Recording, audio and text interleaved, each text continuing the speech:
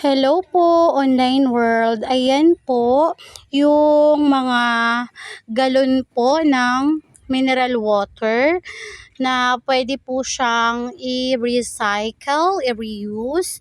So, ayan siya. Wala lang po siyang mga takip, pero pwede pa po siyang maggamit na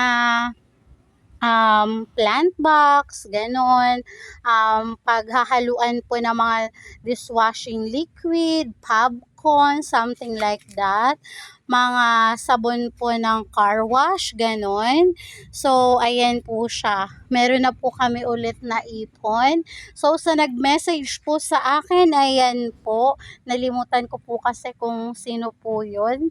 Kaya, ayan, video ko na lang po para mapanood po nila. So, that's all. Flex ko lang. Thank you for watching. Bye-bye!